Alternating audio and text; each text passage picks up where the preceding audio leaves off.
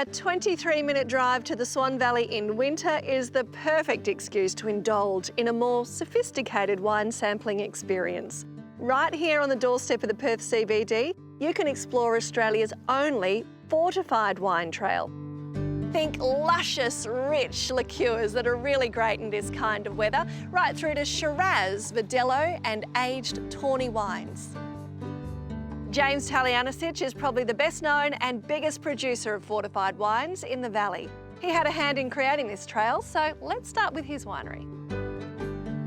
You guys have been making them here for a very long time, so you've seen the fashions come and go. Now people are really starting to appreciate these fortifieds again. What's happened recently in this wonderful progression and education with food, there's this growing appreciation for table wine and the matching of food and wine. Now, what comes with that, it flows on to fortifieds, and knowing that there's a wonderful place for a great fortified at the end of a meal. And we're seeing young people come through in their mid-20s that we've never seen before, asking for a liqueur muscat or for a PX or for an old tawny. Given the age of some of the vintage wines blended into fortified varietals, you're tasting history in every glass. A third-generation family winery, John Kosovich Wines, is famous here in the valley for their Chenin.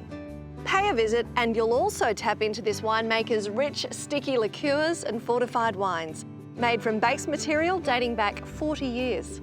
Senior winemaker Arch Kosovich is celebrating another milestone right now too.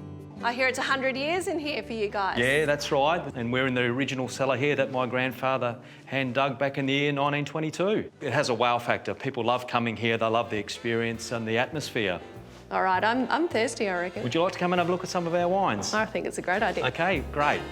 We have our vintage fortified style, which is a drier, classic style of fortified Shiraz using the Shiraz grape. And we also do the lovely, luscious fortifieds in the muscat range, made with the brown muscat grape variety.